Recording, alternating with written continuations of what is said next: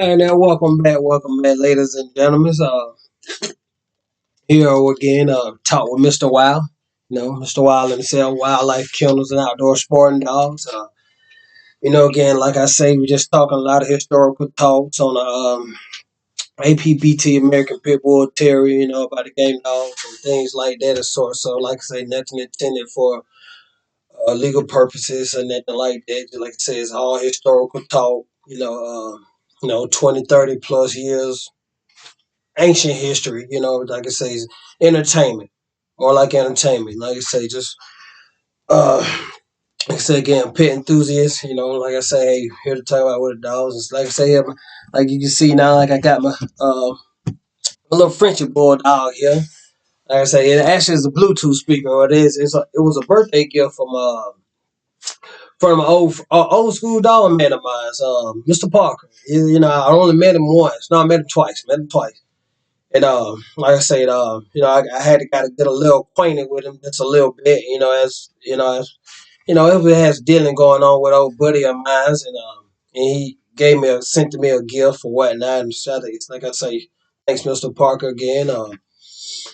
Like I say, I'm just here to talk about a lot of old bulldog talk and things like that. There, you know, and today topic I did want to discuss. I did want to give some acknowledgement to some old dog men's. Some old dog men's. That are like I say, older dog men's back in the day. Like I say, like Mr. Earl Tudor, Morris Carver, James Crenshaw, Robert Lim. Like I say, Schoolboy Q, Mr. Garcia. Thank you, Mr. Garcia, and had a talk with him once upon a time, and like I said, had a great talk. Old school, a very, very, very, I mean, very good old school cat. And like I say, he's not very old, but like I say, he's very knowledgeable. Like I say, understanding guy. I like to talk with him. Like I say, you got Pat Patrick. As you got, the list goes on and on. Like I say, you got James Crenshaw, Don Mayfield. You got a lot of Miss Jackie Wagner, Miss Connie. I want to shout out to the ladies dog men as well. Dog ladies, excuse me. Um, let's say, shit, got a lot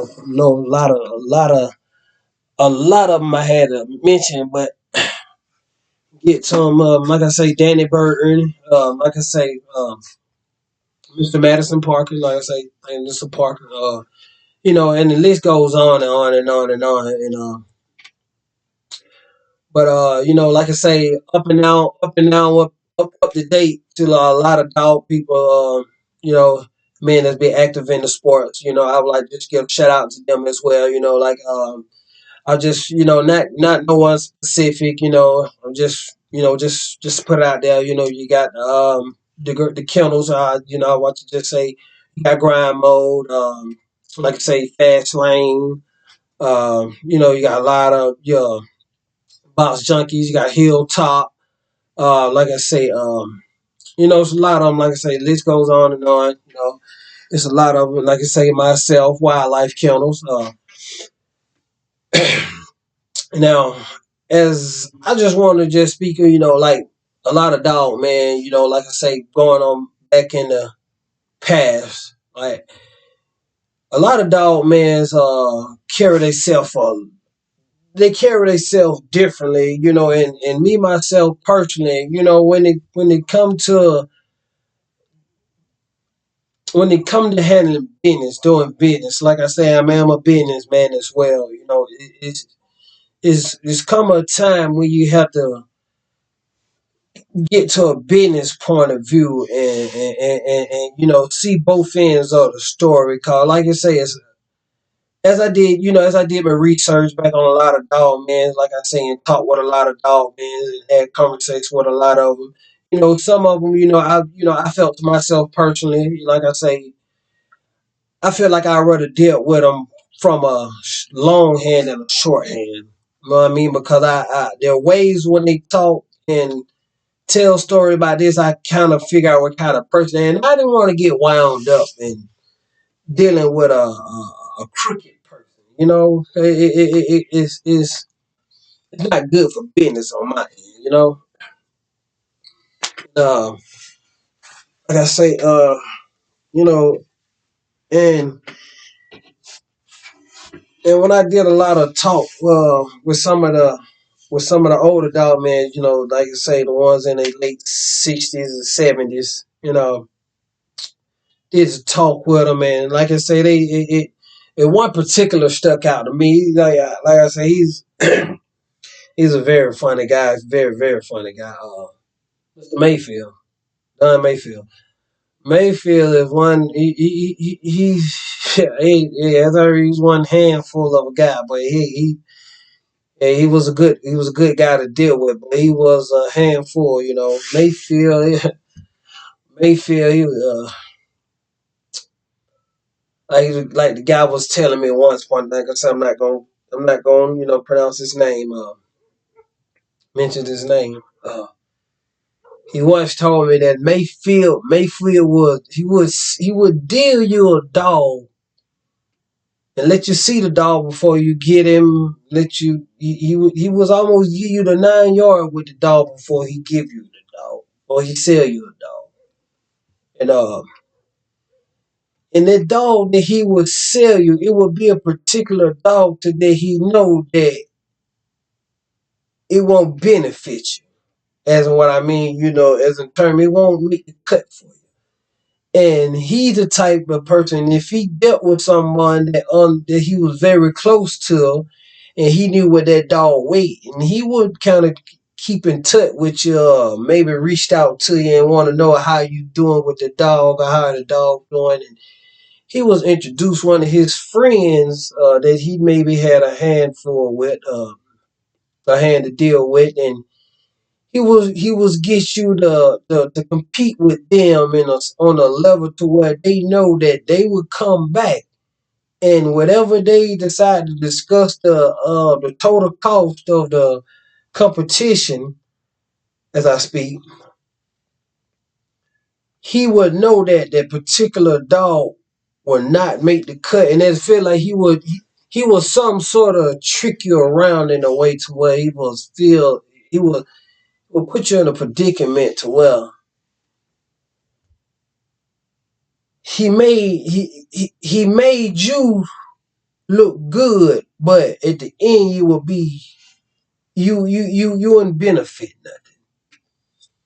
So I put him. I asked him, and I talked to the guy when I was talking to him, and I asked him. I was like, "Well, was it something that he had, or was it something that he bred, or anything like that?" But he was saying no. He was saying no, no. You got to listen. He said, "You guys listen." As I did, I listened. I talked to him, and I talked to him, and he was like,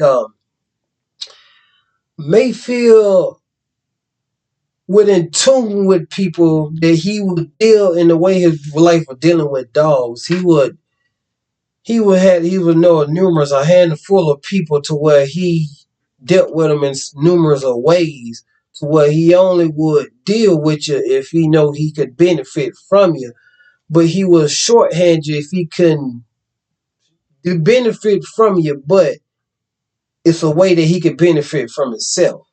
So that in case he would buy a old rusty dog that wouldn't benefit him, but it'll benefit someone else, and he'll sell them off to him. Like I say, back then late in the late 70s and the 60s and 50s, back then you'll deal your dog for 50, maybe $5, $5, 50 cents up to $5, and back then that kind of money was a lot.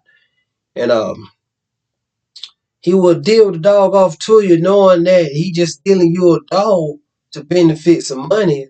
Because hey, maybe he had to take care of some feed, maybe a lot of things. But Mr. Mayfield, like I say, as I did my research on him, and some of the interviews, I tuned into.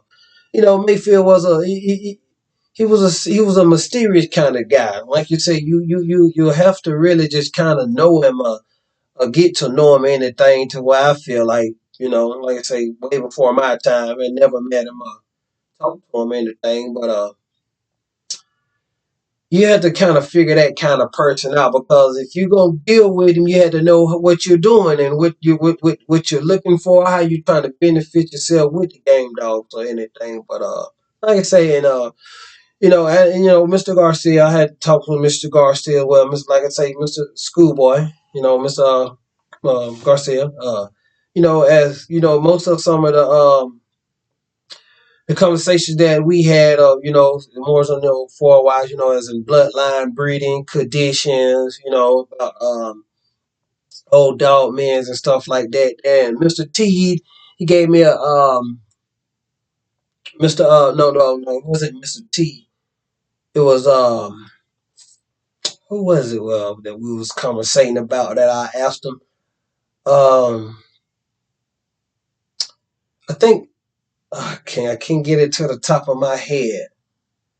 It was someone that we was thinking of, the Bolio dog, Pat Patrick. That's Mr. Patrick. Because like I said, I like some of the polio stuff. Like I said, some of the interviews we'll get to talk about some of the bloodlines and anything and stuff like that. But like I said, I had a talk with him about Mr. Patrick, and he was telling me about the polio dog and stuff like that. But I was more interested to tune on Mr. Patrick, because, like I said, I was doing the research on most of the dog men, and like I said, how they carry themselves and the breeding program, the things that they had for whatnot with the dog game, and um, I listened to a lot of the stories he was telling me about the polio dogs and the thing about how Patrick he was more with I think he said the tombstone dogs. Like I say, I don't have so many conversations, with a lot of dog men and things like that. That I get wound up in my stories sometimes. But he was telling me more about Patrick, how he dealt out with his dogs and things like that. But he was like Patrick was more of a self, not selfish. I want to say of a more of a self-inflicted person. He sees himself in you, then he would deal with you at a high level, to where he's if he was I just say, like, if he was to learn himself as see himself through you, he would, maybe, like I say, deal you good dogs or anything like that in particular, or any for a while. So, and as I say, I was doing my research on a lot of dog man, and like I say, Mr. Crenshaw was like I say, with Jeep, Crenshaw owned a Jeep. Now again, I'm gonna tell you a story. Now I talked to this guy about the Jeep, he just mentioned it to me. He told me, and it kind of threw me for a loop, because I had a lot of stories and heard a lot of documentary about Jeep and Crenshaw, and about the whole situation.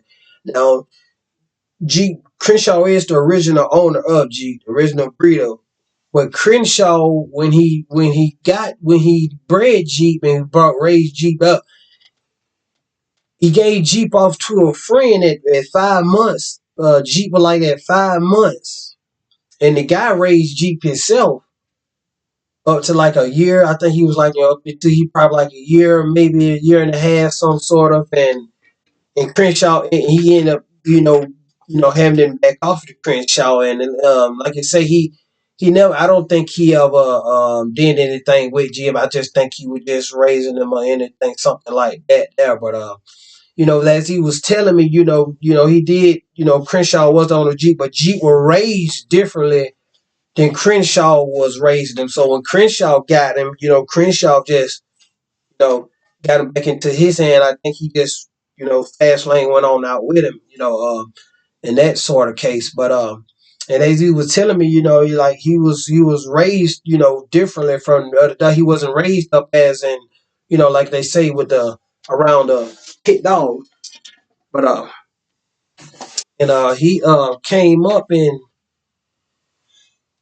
he came up as a father as a bred as like it wasn't not like a house dog. But he was raised as in like a pet for using for a pet. He was raised as a pet. He wasn't raised and trained for this and certain that. But like I say, it was just a story told to me. I don't know how true it was, but like I say, it was, by the dog. But for a while, like I say, James Crenshaw and Jeep, Jeep produced pretty good dogs and things like that. And like I say, I'm just acknowledging, most of the dog mans and things like that, most of the camps, like what we would call them nowadays, here, most of the camps, the kennels or whatnot. And like I say, it's a lot of guys out here in this world or whatnot that proceed in this sport, in this hunting sport of the game dogs. And, as far wise as, like I say, the list goes on and on and on. And I done met with numerous and, like I mean, like a whole bunch of dog men,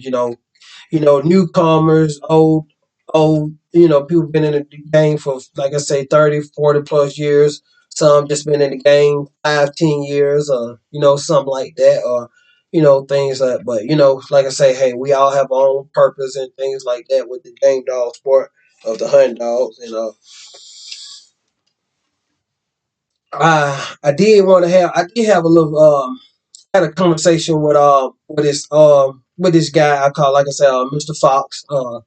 He's an old school cat. He right at like 70 some years right now, and like I say, he's pretty good guy. We have conversation here and there sometimes, but he had pretty good dogs, and like I say, I've met with him numerous of times, and we had conversation or whatnot, and I'm gonna play a few of these clips that I had we had conversation about, and like I say, like I say, he's a pretty good fella, to me. Let's see here. Like one of the clips that we was having a conversation about one time, and he was telling me. You got the sword. Same thing with Polio G. He's that dog. You got them three brothers in there. So he's gonna show up. That Polio gonna show up. G and he's that gonna show up. Right. Going in their line somewhere. He going. I'm gonna pause that for a second. Now we like I say, we was just like I say, just on a subject of in this knowledge of dog man, and like I say, this he's one of the greatest too. Like I say, I can acknowledge him. He he steered me in the right direction. He never gave me false information. He always inspired me. Like I say, he told me what was right, what was wrong. Things, mistakes that I would learn from. During the time that he also was in the sports. But like I say, you go on to talk about, like I say, a couple of things of the bloodlines and certain dogs and things like that. But like I say, I just wanted to hear this clip of was just conversating about some of the things that we subject to be talking about. Manifest ain't gonna show itself. If you got that Chinaman, so like you say, some will just sit down and start fighting on them and just tail still be wagging and just go to looking around. Man, that motherfucker get that shit down on heartbeat. Don't lick when that motherfucker be snapping at him. My God, they turning and snapping. Oh boy, you ain't gonna, you ain't gotta worry about that motherfucker. That thing keep coming from the line and scratching into you. That motherfucker, that blood can show up and that bitch will quit. Give it time. I don't know why they do that. But a lot of people like them. They like them because they get out, but now I'm gonna pause this again here because like I said, we got a subject that we just we'll get to talk about farther line down throughout these vlogs and interviews or whatnot. And he was just pertaining just we're talking about most of some of the Pacific bloodline, like I say the Chinaman stuff, and like I say, I experienced a few tournaments dogs on the hunt, and like I say, pretty intense. Like I say, throughout the history of just learning, certain bloodlines and genetic traits. a lot of things like that we also talk about and get discussion on. And but like I said, we were just discussing on that certain part, particular of the like I say, the American Pit Bull Terriers, and like I say, go ahead and tune in back into the conversation and let them listen to what I was talking about. I know some Cheyenne blood. I want to work like that, but I just won't fuck with it because of the shit I done seen and everything like that. One gonna come down there one night. That one gonna come down there. He say, I said, man, he's a pretty little black bitch, right? I said, man, how that dog right there, bread. One sticking kiss. I say, man, chopping the box. I mean, chopping the box. And so he was telling me how the dog bread. I said, man, she telling me to bread. And then what y'all? I said, you know what they doing? Take her around back and just shoot her leg. You ain't got to put her in the pop. He said, you fucking crazy man. This is telling me. Good man telling me this now. Yeah. Man, I told that trucker he need to go and get that bitch and walk around the back and shoot that bitch. He said, you fucking crazy, fucking chest out. Telling me. Man, that bitch ain't never but a curve, boy. And got in there, that bitch started goddamn doing a little thing in a while. That bitch was looking for the goddamn wall. No. Man, look at him. Look when they looking for the wall. I said, what I told you? That motherfucker had a shit look on his face. Damn, boy. I said, what I told you? That shit ain't nothing there, boy. You pray too much, you ever telling me and stop that mouth. Shit, nigga, you ain't got nothing. Watch it, man. All that stuff. All that stuff, man. But yeah, I remember, like I said, I'm happy on. Yeah, like I said, with us, well, it was, we had a lot more conversations going on through that, but there was just a clip, like I said, audio that we was conversating about a certain thing, and like I say, hey, that's Mr. Fox, Mr. Fox like that, hey, sorry about most of the profanity we using or whatnot, but Mr. Fox, that's him. Like I say, he's a good guy to be around. He's silly, he's so outgoing. He's him. Like I say, and he like I say, he was just discussing some of the bloodlines and whatnot, and like I say, we'll get to talk about a little bit more of those far on down the line, and like I say here, I would just come in and tune in to most of the things that we just come along here to discuss about, throughout the throughout APBT, American Pitbull Terrier hunting game dogs, and like I say, I myself personally come upon these like I say, these groups and these vlogs and things like that, and like I say, because like I say, I'm enthusiast about it, and things like that. That, like I say, is researching a lot of me going to a lot of sport programs and things like that. There to a lot of events and competition shows, and throughout the my times, like I say, it's been a short period of time in the dog game or whatnot that I've been in. I can't say a couple of years is a long time, but like I say, it's like it's an experience. Like it's a wonderful experience to where like you're doing something that you actually like. That is it giving you a little joy. It gives you joy, peace, and also happiness. Throughout the times of dealing, with this with the game sport or whatnot. And like I say, and like I got a lot of buddies. Like I said, we do a lot of outdoor sports, and like I say, hunting. Deer hunting, hog hunting, coon hunting, rabbit hunting, squirrel hunting. We do a lot of outdoors activities. So that's like I say, it's me, Mr. Wild. Like I say, and like I say, I acknowledge myself. 'Cause like I say, I come up around a lot of like I say, a lot of old timers and things like that. But I just wanted to cover a lot of cover some acknowledgement to a lot of guys. Just to discuss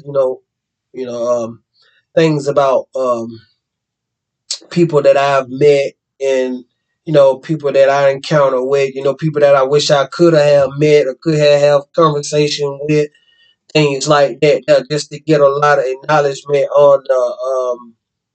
on the things that they had, things that they dealt with and experienced on with the sport, in their time.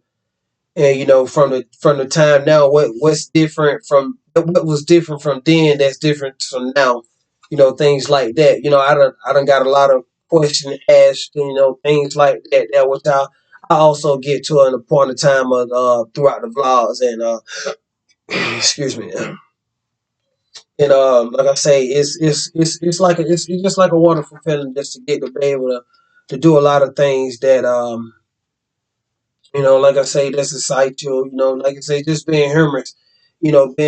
Being able to just enjoy a lot of things. Being able to be yourself as well. 'Cause like I say, you never know when our time comes to leave this earth or nothing like that. Though. So like I say, you have to live life one day at a time.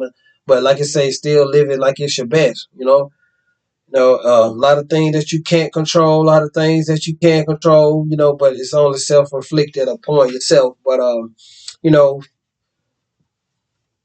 dealing with the dog game, and things like that. Like I say, it's just a wonderful feeling, and like I say, I'm glad I got to talk to a lot of people, that passed, that passed on, before, coming into this kind of sport, and I would like to thank a lot of people that that be in tune into a lot of things that I be having photo wise as events, concerts and things like that. With the dogs and like I say, get to meet a lot of people. I would like to thank a lot of people for being true to what I be having going on. So I would like to thank a lot of people for that. A lot of acknowledgement, a lot of people. So if I didn't get it mentioned, a lot of people still just know I appreciate you, a lot of you guys and ladies also. I done counted to a lot of ladies. It's one thing too that I want to say too since I thought about it. We have a lot of ladies that's into this dog game sport that don't get acknowledged as they should, and like a lot of them that I haven't encountered or talked to that many. I just say two, three, maybe. Like I say, Miss Jackie. I had a few conversations with her. She's very knowledgeable of the game sport, and Miss Linda, Miss Linda as well. But like I say, it's a lot of ladies in this dog gang sport that don't get acknowledged that I think should, because I feel like I don't feel like, but I see as in the dog gang, a lot of guys get a lot of credit for a lot of things that go on with the dog sport. And like I say, with American Pit Bull Terrier hunting game dogs, and I think they don't get a lot of credit due to what some of these dogs turn out to be, so that the way some produce and things like that. Because like I say, hey, they have a big role to play in this thing as well. So with the few people that I named, like I said, I didn't get to meet a lot of them, or some still to come that I would like to meet. But I would like to give a lot of those. I would like to get the ladies a shout out as well. For being part of this. Like I say, being part of this legacy for the American Pit Bull Terrier. So with that being said, this is like I say, this a vlog part of with Mr. Wild, talk with Mr. Wild, and like I said, I would like to thank you, ladies and gentlemen, for tuning in to subscribing to my YouTube channel. Talk with Mr. Wild on a lot of subjects of the American Pit Bull Terrier hunting game dogs, and with that being said, if you feel free to subscribe, like, comment, message me, reach out to me. We will have a lot of upcoming events coming on soon. Through a lot of things that we have going on with American Pit Bull Terrier. And like I say, hey, I'm a very easygoing guy. Very, very respectable guy. Like I say, I'm young, still young. Like I say, still in my 30s. But like I say, hey, I was brought up like I say with a lot of old timers. So I got a lot of wisdom, for the dog game and for a lot of people. So like I say, just feel free to stay in tune to what we have with American Pit Bull Terrier game dogs, and you know, like I say, feel free to reach out. It's a lot of people that think that. people won't lead them the right way, but you won't know until you just till you just start reaching out and start trying to be more interactive with a lot of people and with with social, interacting with events and things like that. But like I say, hey, to each his own. We all have our own purpose. But again, thanks for subscribing to my YouTube channel and Mr. Wild.